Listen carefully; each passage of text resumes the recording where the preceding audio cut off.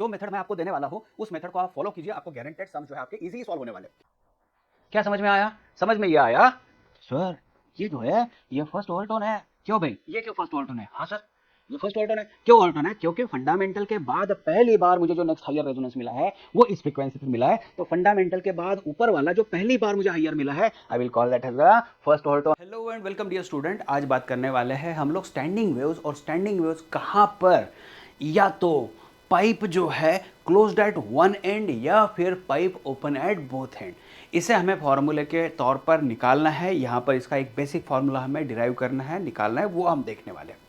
तो क्या बेसिकली होता है, एक पर्टिकुलर पाइप हम ले लेंगे जिसका बेस जो है हमने क्लोज करा दिया। अच्छा, इसमें क्या करना है, अगर कोई ट्यूनिंग फॉर्क आपके पास है तो ट्यूनिंग फॉर्क को वाइब्रेट करना है, और वाइब्रेट करने के बाद में वो ट्यूनिंग फॉर्क जो है वो ऊपर ला के रख देना है। ऐसा एक नहीं, अलग अलग ट्यूनिंग फॉर्क की हेल्प से आपको ये एक्सपेरिमेंट करना पड़ेगा। And it is seen that एक पर्टिकुलर अगर ट्यूनिंग फॉर्क मैं लेता हूं तो उस ट्यूनिंग फॉर्क की फ्रीक्वेंसी और इसके नीचे का जो एयर कॉलम है दैट रेजोनेट, और जब रेजोनेट होता है तो आपको पता है क्या होता है, यहां पर amplitude of vibration becomes maximum, और जो है साउंड के बारे में बात किया जाए तो sound will be louder, sound louder हमें सुनाई देगा। बस यही कंडीशन हमें एनालाइज करनी है। तो मान के चलते हैं एक पर्टिकुलर ट्यूनिंग फॉर्क मैंने ले लिया, इस ट्यूनिंग फॉर्क के वाइब्रेशन के बाद मुझे एक लाउडर साउंड प्रोड्यूस होता हुआ सुनाई दिया है। तो मैं यहां पर ये बात समझूंगा। देख लीजिए क्या होता है, ये जो वेव है, अच्छा हम तो साउंड के बारे में बात कर रहे हैं, लेकिन ये ट्रांसवर्स वेव दिख रही है। साउंड में particle to and fro oscillate करते हैं। तो पार्टिकल का जो ऑसिलेशन होगा उसके बारे में समझो। पार्टिकल का ऑसिलेशन यहाँ बेस पर बहुत कम होगा, मतलब कम होगा इन द सेंस इनका पार्टिकल का जो डिस्प्लेसमेंट है वो बेस लेवल पर बहुत कम होने वाला है। अगर पार्टिकल का डिस्प्लेसमेंट बेस लेवल पर बहुत कम है तो हमने रोप की केसेस में ये पढ़ा था कि where the particle has a least displacement, least velocity, उसको हम कह देंगे नोड। तो आप रिप्रेजेंटेशन के तौर पर इसको ये बता सकते हो कि this point as a node. और देखिए जहां पर यहां अगर बात करें तो साउंड वेव्स के लिए लगता क्या है, साउंड वेव्स के लिए लगते हैं एयर मॉलिक्यूल्स, और जो मॉलिक्यूल्स है, मॉलिक्यूल्स वाइब्रेट हो रहे हैं, तो ऑब्वियसली ये तो सीधी बात समझ में आती है कि यहाँ पर वाइब्रेशन ज़्यादा हो गए, मतलब यहाँ पर हमें डिस्प्लेसमेंट मैक्सिमम मिलने वाला है। डिस्प्लेसमेंट मैक्सिमम का मतलब यहाँ मिलने वाला है हमें एंटी नोड। क्या मिलने वाला है हमें? Anti node. तो यहाँ एंटी नोड बन गया। तो यहां एंटी नोड और यहां पर नोड आप रिप्रेजेंटेशन के तौर पर देख सकते हो। इसमें कोई भी कंफ्यूजन ना हो, कोई गलती ना हो कि हम साउंड के बारे में बात कर रहे हैं और साउंड के बारे में बात करते करते यहां ट्रांसवर्स वेव कहां से आ गई है। तो ऐसा कुछ नहीं है, ये मियर रिप्रेजेंटेशन है in terms of particles displacement. तो बच्चों यहां बात समझने वाली ये होगी कि सबसे बेसिक सिचुएशन मुझे क्या मिली है। जो लाउडर साउंड मुझे पहली बार मिला है उस टर्म में मैं ऐसा एज्यूम करके चल सकता हूं कि ये जो ट्यूब है, जिस ट्यूब की लेंथ मैं एल मान के चलता हूं, उसमें यहां मुझे एक नोड और यहां मुझे एक एंटी नोड तैयार हुआ मिला है। तो नोड और एंटी नोड इनके बीच का जो डिस्टेंस होगा, हालांकि हम फिलहाल इसका एंड करेक्शन जो है, एंड करेक्शन पर बात नहीं करने वाले, हम लोग अज्यूम करने वाले हैं बहुत ही कट टू कट, बहुत ही कट टू कट यहां पर जो है एंटीनोड तैयार हुआ है। अगर यहां पर एंटीनोड तैयार हुआ है, यहां पर नोड है, तो इन दोनों के बीच का जो डिस्टेंस होगा इन टर्म्स ऑफ वेवलेंथ हम रिप्रेजेंट कर सकते हैं। The distance between adjacent node and antinode is, you can say, lambda by 4. So therefore lambda can be equal to what? Lambda can be equal to 4L. अच्छा, तो velocity of sound का बच्चों formula है v equal to F lambda.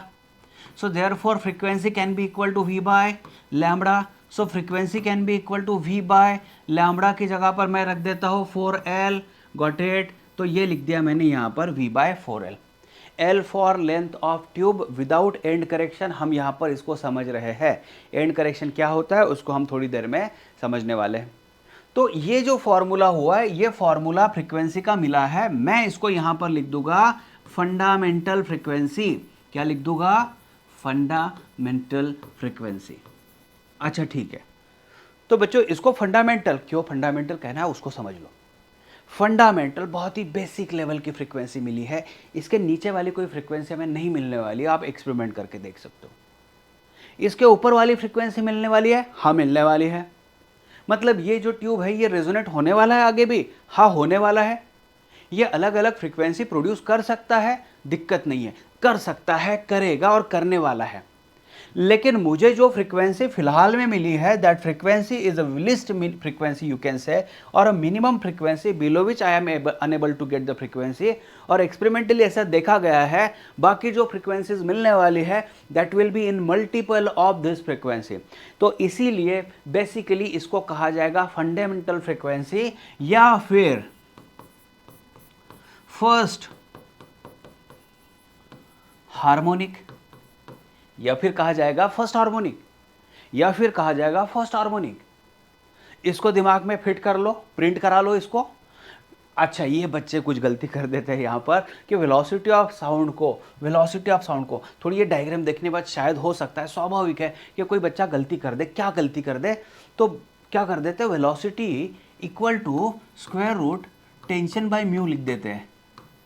तो ये यहाँ पर क्यों नहीं फिट बैठेगा? क्योंकि ये फॉर्मूला जो था ये था velocity of wave on a stretched string. कहां पर था? स्ट्रेच्ड स्ट्रिंग पर था। यहां पर स्ट्रिंग है नहीं है, यहां पर जो है साउंड है। तो आप गलती से भी ये इक्वेशन यहां पर यूज मत कीजिए, इसको ऐसे ही रख दीजिए। तो फंडामेंटल के बारे में क्लियर हो गया। अच्छा इसमें मुझे यहां पर एक नोड और यहां पर एक एंटी नोड मिल चुका है। ओके चलिए next thing what can be done. तो आपको फॉर्मूला याद होगा V/4L, राइट। चलिए नेक्स्ट पर जाते हैं।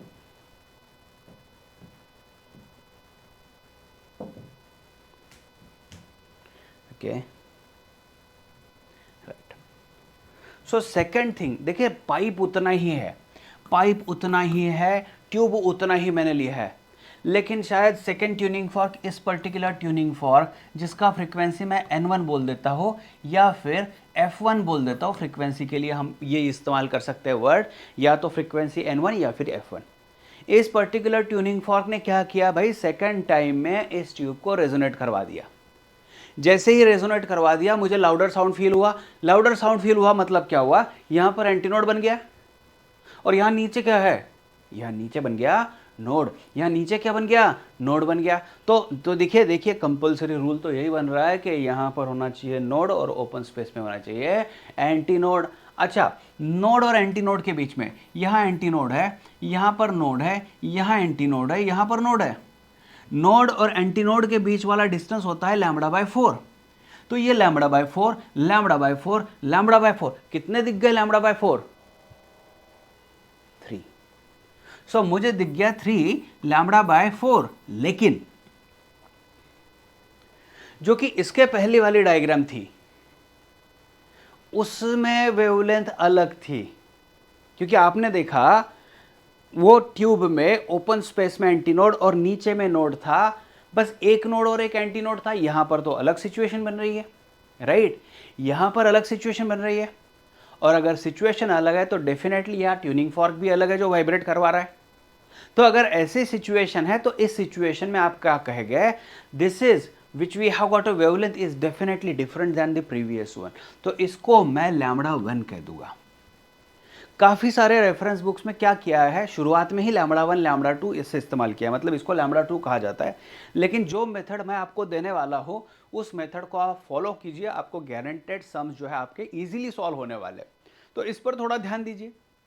अच्छा तो λ1 को हम लिख सकते हैं 4L और डिवाइडेड बाई 3। λ1 कितना आ गया, λ1 is now 4L divided by 3। Got it. तो यह आ गया यहां पर। अच्छा वेलोसिटी ऑफ साउंड तो वही होता है, लेकिन लिखने का तरीका भी F1 λ1 लिख देंगे। So F1 is equal to V divided by λ1 is equal to λ1 की जगह पर तो लिख देता हूं मैं V डिवाइडेड बाय λ1 की जगह पर 4L और ये डिवाइडेड बाय 3 ऊपर चला गया। मैंने पहले ही आपको बताया है, देखिए ये 3 टाइम्स, और V/4L जो था वो तो फंडामेंटल था ही था। तो मुझे ये जो मिला ये क्या मिला है, ये F1 मतलब है कौन, और इसको क्या कहूं मैं, तो F1 को बच्चों आपको कहना है फर्स्ट ओवरटोन। क्या बताना है आपको, आपको बताना है F1 as a first overtone. अच्छा, फर्स्ट ओवरटोन का मतलब क्या है, तो देखिए यहां पर आपको दिख रहा है 3 इंटू फंडामेंटल फ्रीक्वेंसी, तो आपको लिखना है थर्ड और फंडामेंटल फ्रीक्वेंसी को लिखना है हार्मोनिक।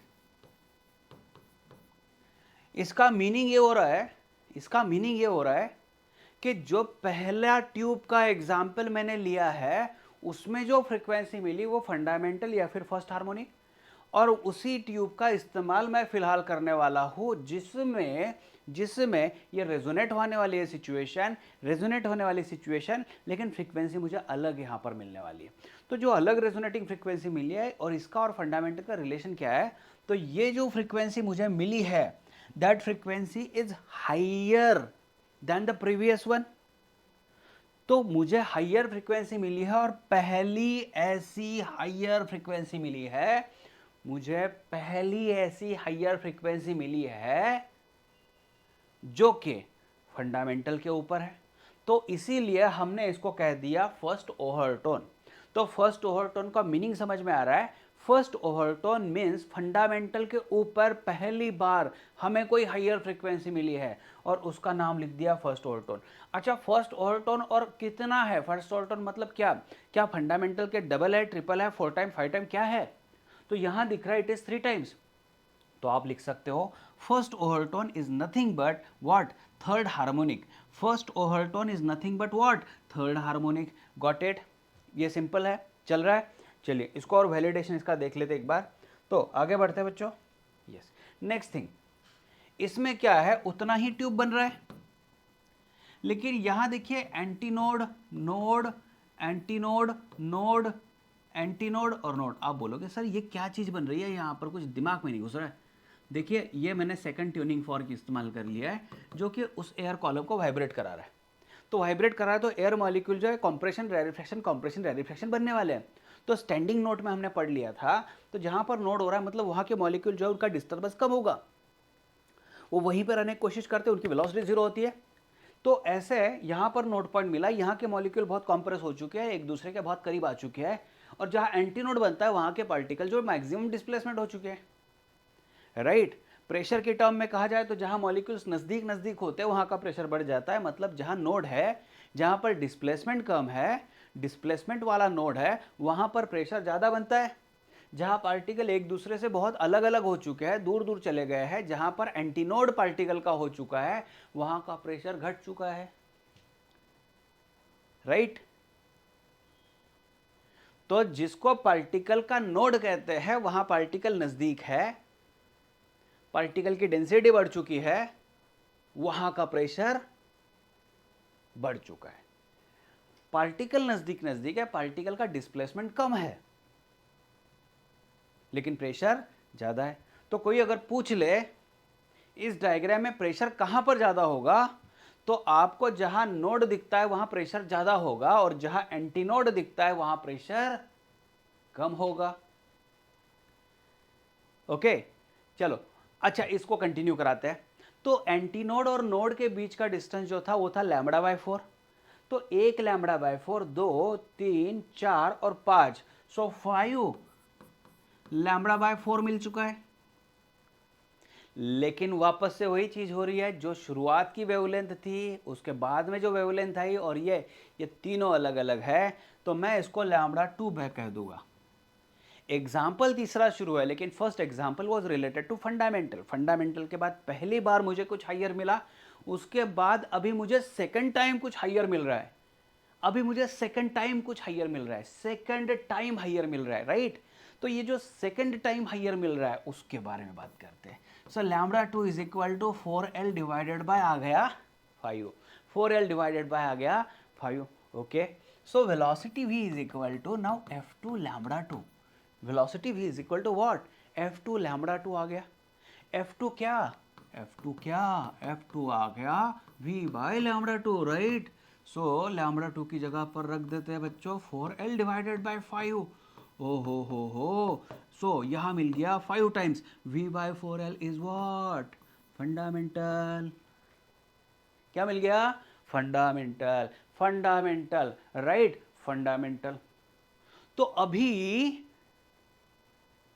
ये सेकंड ओवरटोन, ये बन गया सेकंड ओवरटोन। ये सेकंड ओवरटोन जो है भाई कितना टाइप, कितना मल्टीप्लाई बाय करना चाहिए, कितना टाइम्स मल्टीप्लाई बाय, कितना times, how much times the fundamental frequency it is, so it is, you can say fifth, and F is what? Harmonic, right? So second overtone is a fifth harmonic. Second overtone is what? Fifth harmonic. Second overtone is fifth harmonic. भैया एक बात तो यहाँ पर बहुत ही मतलब सही तरीके से जा रही है। ये जो ट्यूब ले लिया है इसमें क्या हो रहा है, पहली फ्रीक्वेंसी जो थी फंडामेंटल वो एफ थी, और सेकंड रेजोनेंस जब मुझे मिला तो फ्रीक्वेंसी 3 टाइम्स एफ थी, और नेक्स्ट रेजोनेंस मिल गया मुझे तो 5 टाइम्स हो गया। इसमें बीच वाले नंबर स्कीप हो रहे हैं, इसमें बीच वाले नंबर जो है ना वो स्कीप हो रहा है।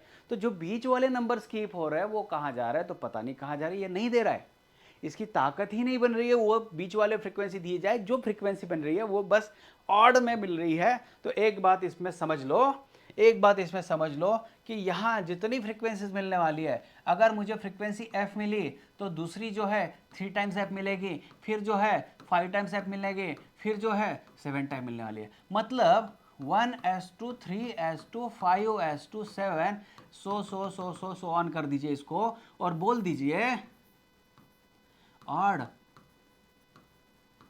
Harmonics are present. क्या बोल दिया? Odd harmonics are present, right, odd harmonics are present. So odd harmonics are present, odd harmonics इसमें प्रेजेंट है। अच्छा, ओवरटोन के बारे में बात करें तो इसका गेस वर्क कैसे निकाला जाए ये समझ लो। गेस वर्क कैसे निकाला जाए तो मैं यहाँ देता हूँ आपको। देखिए अगर पी ओवरटोन है तो मैं ऐसे लिख दूंगा F P is equal to 2p plus 1 times F. F के बारे में तो आप जानते ही हो, F is a fundamental frequency which is V divided by 4l, ये हो गया है ना। तो यहाँ पर अगर अगर कोई मुझे पूछ ले कि सर सेवेंथ ओवरटोन के बारे में बता दीजिए, तो सेवेंथ ओवरटोन के बारे में अगर बात करें तो यस 2 मल्टीप्लाई बाई यहाँ पर 7 प्लस 1 ये एफ कितना बन गया है 7 2 14, 14 प्लस 1 15, 15 एफ, राइट। तो इस तरीके से हमें ओवरटोन्स मिलने वाले हैं। तो आप जो चाहे ओवरटोन दिखा सकते हो, कोई दिक्कत नहीं आएगी। अगर आपको कोई बोल देना तो 1000 बार ओवरटोन बता दे, ऐसा नहीं आएगा। लेकिन अगर कोई पूछ ले कि कोई ओवरटोन का नंबर दे दे तो भाई मेरे पास तो फॉर्मूला है, मैं मैथमेटिक्स पे विश्वास रखता हूँ और बस यही मुझे आंसर जो है परफेक्ट देता रहेगा, राइट। तो इसमें जो है ना ऑड हार्मोनिक्स भी प्रेजेंट है, ये समझ में आ रहा है, ऑड हार्मोनिक्स है। और ओवरटोन के बारे में आपको समझ रहा है, हमने काउंटिंग कब शुरू किया? फंडामेंटल के बाद में पहली बार जब फ्रीक्वेंसी हायर मिली हमको तो वहाँ से हमने ओवरटोन शुरू कर दिया है। उसके पहले हमने ओवरटोन के बारे में बात नहीं किया। और ओवरटोन और हार्मोनिक, ओवरटोन और हार्मोनिक इनके बीच में कुछ रिलेशन मिल चुका है। ये जो रिलेशन है ये रिलेशन हमने यहाँ पर दिया है। Got it? ठीक है, चल रहा है, आगे बढ़ते हैं, चलो। हाँ, standing waves in an open organ pipe. ऐसे इंस्ट्रूमेंट तो कई सारे होते हैं ना, जैसे आप पाइप ले लो, पाइप ले लो, ट्यूनिंग फॉर उस पर वाइब्रेट करवा दो, या कोई दिक्कत नहीं है ना। फ्लूट अगर बात करें, बांसुरी जो होती है ना, बस that is also a pipe. तो पाइप अगर क्लोज्ड एट वन एंड है तो definitely closed eight one and वाला कॉन्सेप्ट अगर वो दोनों साइड से ओपन हो, दोनों साइड से ओपन हो तो yes you can say as a open at both end. लेकिन अगर आप फ्लूट में देखोगे तो ऐसे होल होते हैं ना, तो होल होल होल जब प्रेस करते हैं, जो होल प्रेस करते हैं तो एक इफेक्टिव लेंथ वहाँ पे इस्तेमाल होता है और वो स्पेसिफिक टाइप की फ्रीक्वेंसी जो है वो इमिट होती है। देखिए ना कितना, मतलब आप अगर आप सोचो, दिमाग लगाओ इसमें यार, मतलब सोचने वाली बात है। ये साइंस तो अभी अभी 200-250 साल पहले डेवलप हुआ है, लेकिन जो फ्लूट है, बांसुरी है ना, मृदंग होगा, वीणा, ये जो इंस्ट्रूमेंट है, तबला, हारमोनियम, ये तो यार कई सालों से इस्तेमाल हो रहा है। क्या इनके पीछे इनका साइंस इन लोगों को पता था? हाँ, पता होना चाहिए। हर एक चीज़ मैथमेटिक्स पर है, ऐसा तो नहीं होगा ना। विदाउट मैथमेटिक्स कोई भी चीज़ मतलब रिप्लिकेट तो नहीं हो पाएगी। किसी एक ने मान लीजिए गलती से एक हारमोनियम तैयार भी कर लिया होगा, अगर किसी एक ने गलती से हारमोनियम भी तैयार कर लिया तो उसका एज इट इज़ कॉपी दूसरा नहीं बना सकता है। इसमें परफेक्ट मैच लगता है। तबला भी देखिए आप, उसके डायमेंशन, हर एक डायमेंशन परफेक्ट होते हैं। जितने म्यूजिकल इंस्ट्रूमेंट अगर आप देखोगे ना, तो या तो विंड वाले होंगे या फिर स्ट्रिंग वाले होंगे। बस बच्चों इसी बेसिक प्रिंसिपल पर तो ये सारी चीज़ें काम कर रही है। देखिए ना कितना बेसिक, कितना फंडामेंटल साइंस है जिसको हमने अभी मैथमेटिक्स में लाया, और बस इसी में हम लोग सोचते हैं कि यार बहुत, मतलब हमने तो बहुत मेहनत कर ली। लेकिन वास्तविकता यह है कि कई हज़ारों सालों से जब ये इंस्ट्रूमेंट इस्तेमाल कर रहे हैं तो उनको ये साइंस के बारे में कितना डिटेल नॉलेज होगा। आगे बढ़ते हैं हम, जो है पहले हमारा दिमाग क्लियर कर लेते हैं, फिर बाद में देखते हैं किसने क्या किया होगा। तो बच्चों देखिए सेकंड स्टेज मैंने यहाँ पर ला लिया। अगर यहाँ पर मैं ट्यूनिंग फॉर्क देता हूँ तो मुझे एक लिमिटेशन के बारे में बहुत ही अच्छे तरीके से पता है, 100% पता है। क्या पता है? कि जो ओपन साइड है, ओपन साइड है, वहाँ के मॉलिक्यूल ना फ्री होते हैं वाइब्रेट होने के लिए। वहाँ पर तो गलती से भी नोड तैयार नहीं होने वाला। वहाँ क्या तैयार होने वाला है?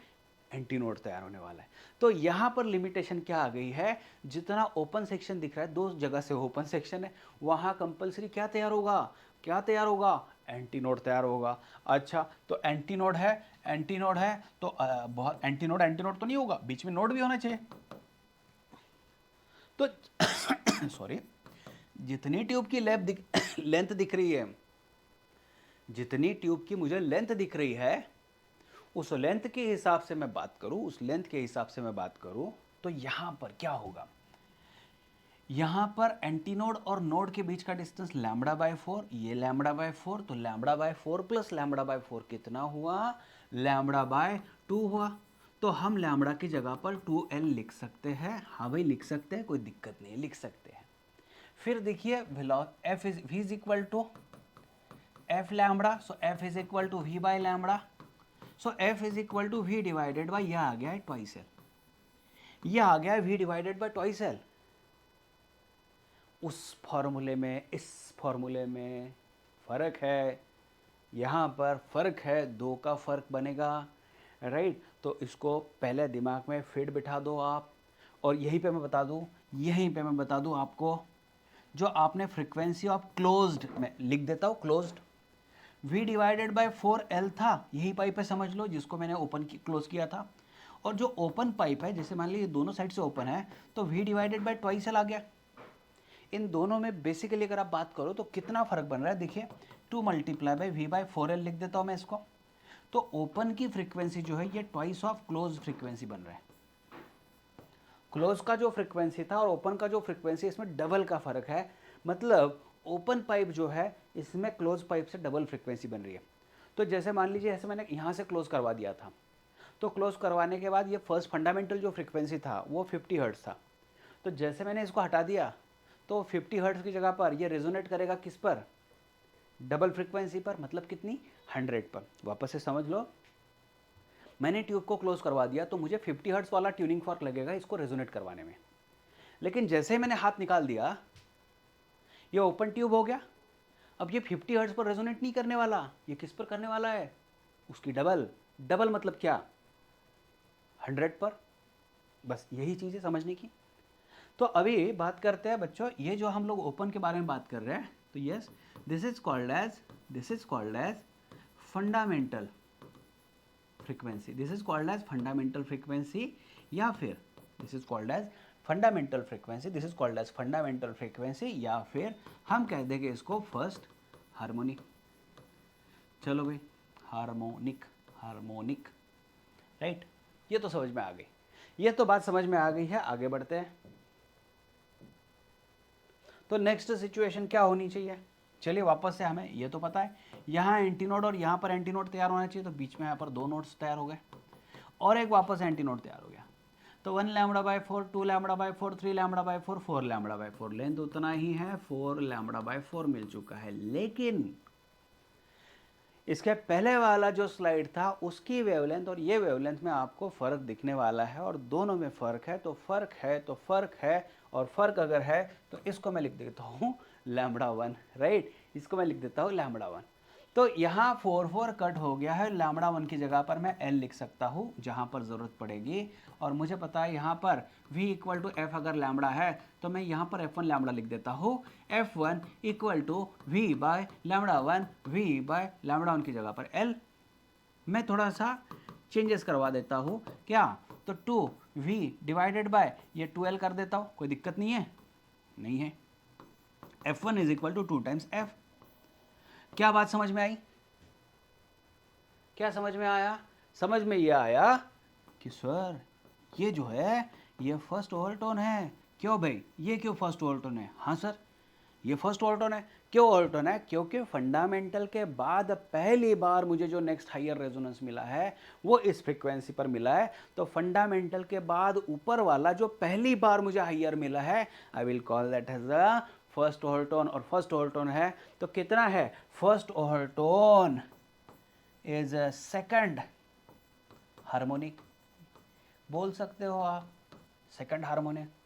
भाई समझ में आ गया? यहाँ तक तो मुझे समझ में आ गया, और यहाँ तक तो मतलब चीज़ें भी बहुत अच्छी चल रही है, बढ़िया से चल रही है। चलो चलो चलो चलो आगे बढ़ते हैं, आगे बढ़ते हैं। क्या हुआ यार? नेक्स्ट चीज़ देखिए, वापस से वही anti node node anti node. चलो 1 2 3 4 5 6, सेम लेंथ 6 लैम्बडा बाय 4। लेकिन हाँ, समझ में आ गया? सबको समझ में आ गया? ये तो मतलब फंडामेंटल के बाद में और उसके बाद में ये मतलब मिला है मुझे, तो इसको मैं लैम्बडा 2 बोल दूंगा। और लैम्बडा 2 कितना? 4l/6। चलो बेसिक मैथ्स, 2l/3। तो v is equal to F lambda f2 lambda 2, f2 is equal to v by lambda 2। Okay okay, v by lambda 2 की जगह पर 2l/3 डाल दो। आ गई बात समझ में? हाँ समझ में आ गई। 3 टाइम्स f, हाँ हाँ ये भी समझ में आ गया। तो यहां पर क्या हुआ? फंडामेंटल के बाद में एक ओवरटोन, उसके बाद में ये दूसरा ओवरटोन। तो दिस इज सेकंड ओवरटोन, और ये बहुत ही बढ़िया काम कर रहा है। ये मतलब अभी इसने बोला है कि हाँ ये थर्ड हार्मोनिक है, harmonic, harmonics.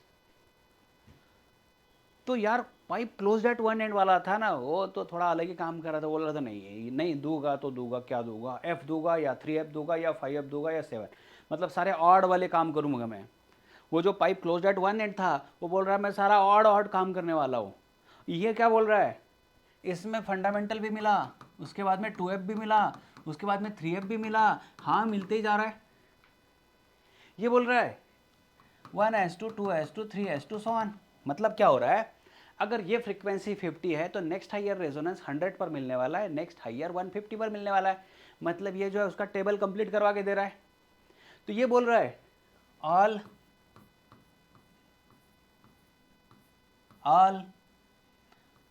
Harmonics are present.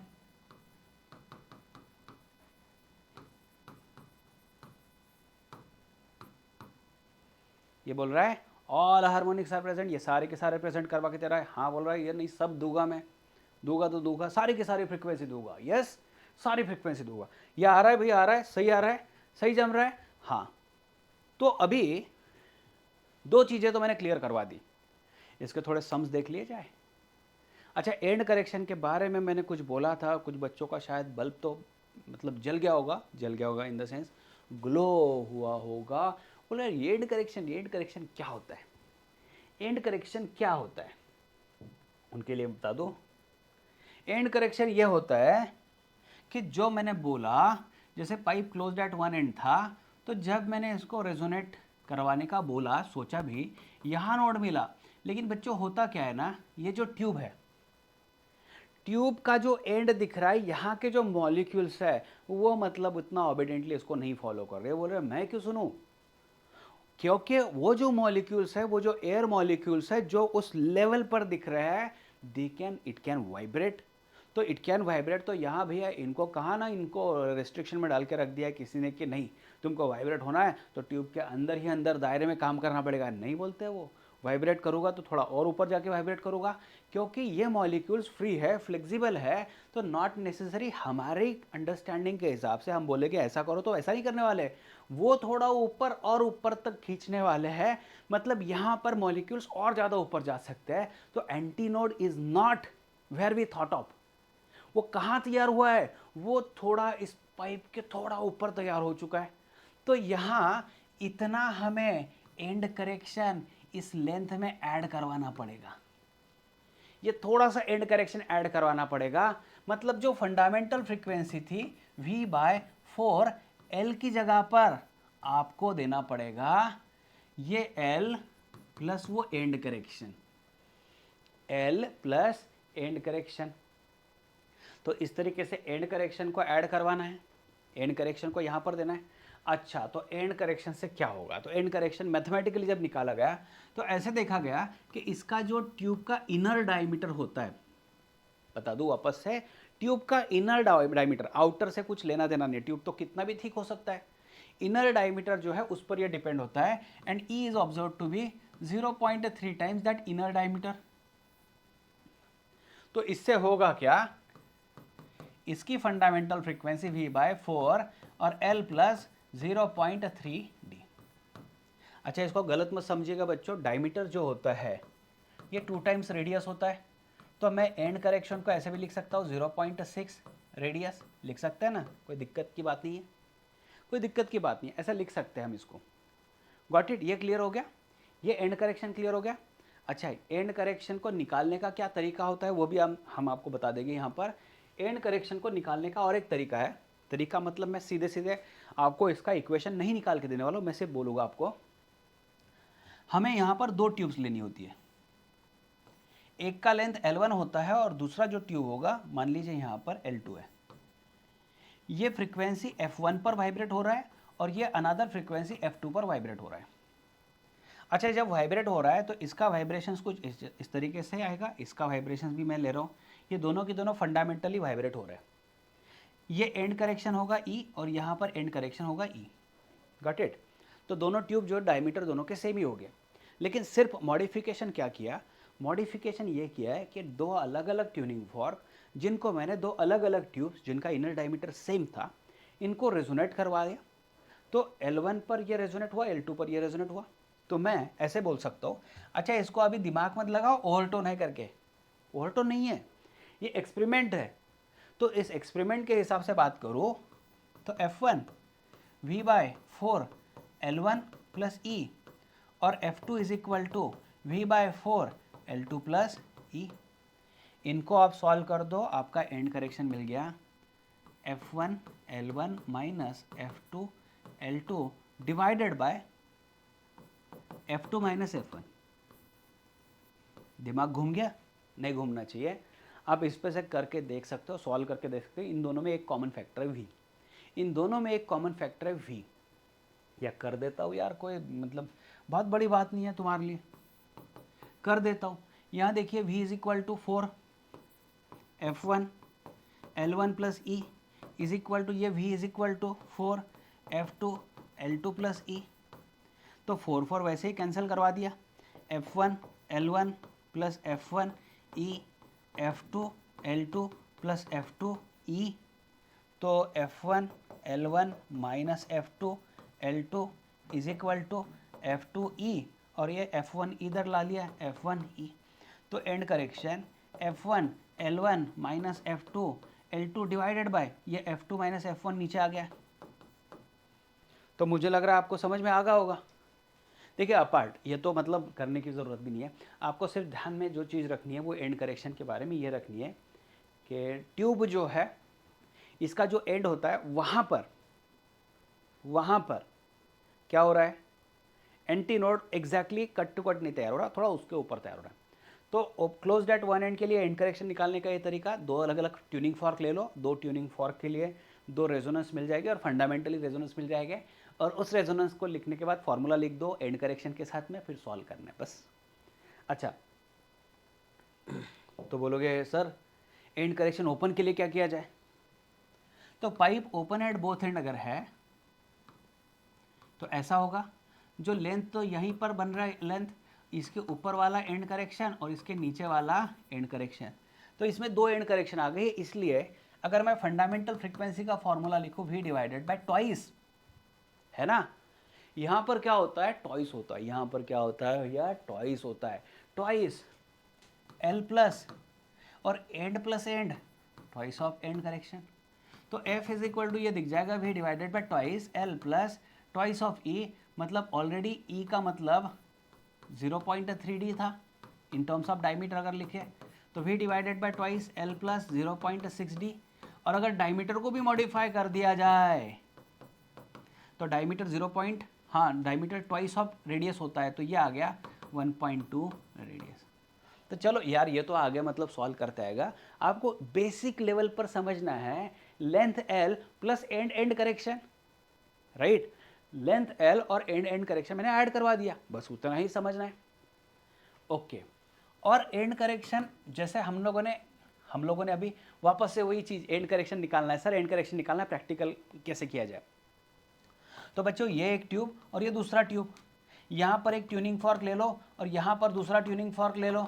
इनको रेजोनेट करवाना है और फंडामेंटली करवाना है। आपको एक चीज़ समझनी है, मैंने दो अलग अलग ट्यूब ले लिया, दो अलग अलग ट्यूनिंग फॉर्क ले लिया, वाइब्रेट करवा दिया फंडामेंटल में, उसके से इक्वेशन निकाल दो और निकालने के बाद सॉल्व कर दो। आपके पास end correction F1 L1 minus F2 L2 divided by F2 minus F1, लेकिन multiply by 2।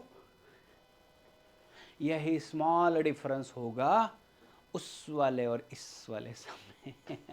Got it? Clear हो गया? चलो आगे बढ़ते हैं। अब दिमाग लगाओ, दिमाग लगाओ, दिमाग लगाओ। Third overtone of closed organ pipe is in unison. Unison मतलब दोनों के दोनों सेम फ्रीक्वेंसी मिल रहा है। तो third overtone of closed organ pipe, third overtone of closed organ pipe, third overtone का फॉर्मूला था, राइट। तो क्लोज्ड है तो मैं यहाँ पर क्लोज लिख देता हूँ और ये भी फंडामेंटल फ्रीक्वेंसी ऑफ क्लोज्ड है। तो third overtone of closed is equal to 7 times fundamental frequency of closed V/4L। Ratio of length, तो लेंथ भी L से लिख देता हूँ। कैसे आया? कुछ बच्चों का तो दिमाग यहाँ पर भी थोड़ा सा चलता है, थोड़ा रुक जाता है, कोई दिक्कत नहीं। पहली बार समझ में तो यार ये सब हो सकता है ना।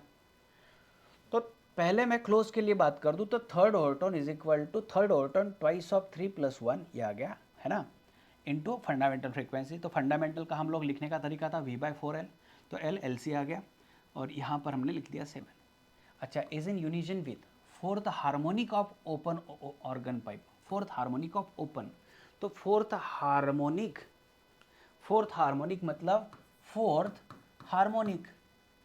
तो ये अगर बात करें आप, तो हमको ये पता है ये कौन सा ओवरटोन होने वाला है, fourth harmonic of open pipe, ये कौन सा होने वाला है। तो हम एक एक से ही बढ़ते जाते हैं।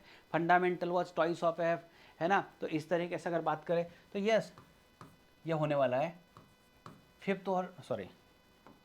होने वाला है थर्ड ओवरटोन। तो third overtone is equal to 4 times fundamental. तो कितना लिखूँ, तो 4 टाइम्स V बाय, ये लिख दूंगा ट्वाइस L फॉर ओपन।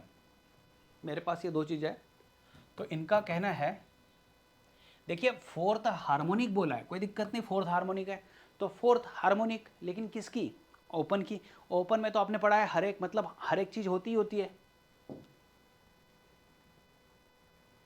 देखिए नहीं, यहाँ पर सेकंड था तो थर्ड, ये थर्ड हार्मोनिक आ गया। इन्होंने बताया फोर्थ हार्मोनिक मतलब थर्ड ओवरटोन। चलिए, ये दोनों फ्रीक्वेंसी सेम है ऐसे इनका मानना है। ये ओपन के लिए बात हो रहा है, ये ओपन के लिए बात हो रहा है, तो इन दोनों को सेम करवा दो। 7V/4LC is equal to 4V/2 LO। तो V कैंसिल हो गया, 2 ये 2, तो 7/8 LC/LO। तो ratio of length close to open 7/8 आना चाहिए। 7/8 मिल रहा है, 7/8 मिल रहा है। Next, an open organ pipe has a fundamental frequency of 300 hertz. ठीक है, फंडामेंटल फ्रीक्वेंसी, और कौन सा है, open. So open organ pipe जो होगा उसकी फंडामेंटल फ्रीक्वेंसी होती है V/2 इज इक्वल टू, इन्होंने बताया 300 हर्ट्ज है।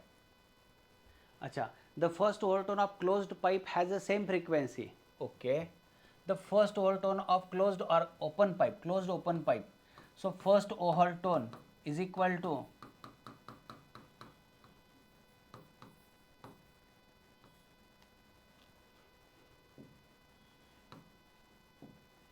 ठीक है, ये हो सकता है, ये हो सकता है. How long each pipe is? An open organ pipe has fundamental frequency 300. The first overtone of a closed organ pipe has the same length as the first overtone of this open pipe. How long in is each pipe? अच्छा, each pipe के बारे में बात किया है. कोई बात नहीं, कर लेते हैं. यहाँ अगर बात करें ओपन की तो V 330 ट्वाइस ऑफ LO. तो हाँ, LO इधर ला दो, ये फ्रीक्वेंसी इधर ला दो, LO हो गया. तो ये बन गया बच्चों 33 divided by 6 is equal to LO. तो LO इज इक्वल टू, अच्छा सेंटीमीटर है, मीटर है, तो ये मीटर में ही आना चाहिए. 5.5 मीटर LO. यहाँ पर लिख लेते, यहाँ पर देखिए हैज़ द सेम फ्रीक्वेंसी बताया है. First overtone of a closed organ pipe has the same frequency as the first overtone of this open pipe. अच्छा अच्छा अच्छा अच्छा, हाँ थोड़ा लेंदी हो रहा है, कोई दिक्कत नहीं. The first overtone of a closed organ pipe, ठीक है, has the same frequency as first overtone of this open pipe. तो ओपन पाइप का फर्स्ट ओवरटोन क्या होता है? ये होता है ट्वाइस ऑफ एफ, मतलब ट्वाइस ऑफ फ्रीक्वेंसी तो 300 था, तो ये हो गया 600 हर्ट्ज. तो इनका कहना है इसका जो फर्स्ट ओवरटोन है और first overtone of A close pipe ये दोनों सेम है, तो इसका मतलब हो गया ये 600 हर्ट्ज है इज इक्वल टू, और ट्वाइस n प्लस 1, तो यह आ गया 3V 4LC. तो LC is equal to 3 into 330 divided by 4 into 600. ये तो हो गया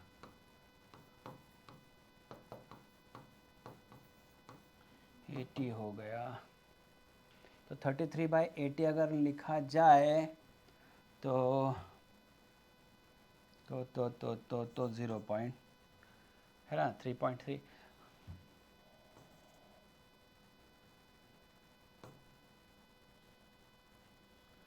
थर्टी टू 1 2 हो सकता है ना, सॉरी. हाँ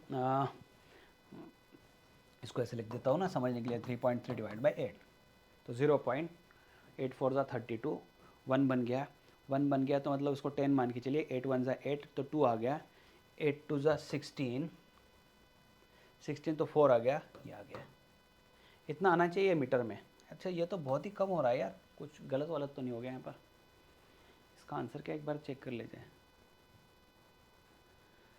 हाँ 41.25 सेंटीमीटर है 41.25 centimetre. How long each pipe बताया, तो इसका तो यार मुझे 5.5 मिल रहा है, तभी जाके ये आ रहा है, ऐसा लग रहा है. ठीक है, चलिए आगे बढ़ते हैं. यहाँ पर ए cylindrical tube open at both ends has a fundamental frequency f in air. The tube is dipped vertically in a water so that half its length is in water. Okay. तो ये जो था ये ओपन था, तो open का fundamental frequency जो कि V/2L होता है ये है. फिर इन्होंने क्या किया, इस ट्यूब का हाफ पोर्शन वाटर के अंदर डलवा दिया. तो अभी लेंथ जो है वो L/2 है और ये pipe closed eight one and है, तो इसकी फ्रीक्वेंसी यह आ जाएगी V/4 और L की जगह पर आ जाएगा L/2. तो इज इक्वल टू, तो भैया ये तो F ओपन की तरह मिल रही है, मतलब ये दोनों फ्रीक्वेंसी अगर मुझे सेम कराना हो तो ये जो pipe open at both and है इसने जो फ्रीक्वेंसी दिया, यही फ्रीक्वेंसी अगर मुझे pipe closed eight one and में चाहिए था तो मुझे इस ट्यूब को हाफ कराना पड़ेगा, तब वही फ्रीक्वेंसी मिलने वाली है. ठीक है बच्चों, यहाँ तक हम लोग इसको डिस्कशन को जो रोकते हैं. अगले डिस्कशन में मैं आपके साथ डिस्कस करने वाला हूँ रेजोनेंस ट्यूब के बारे में. Thank you very much.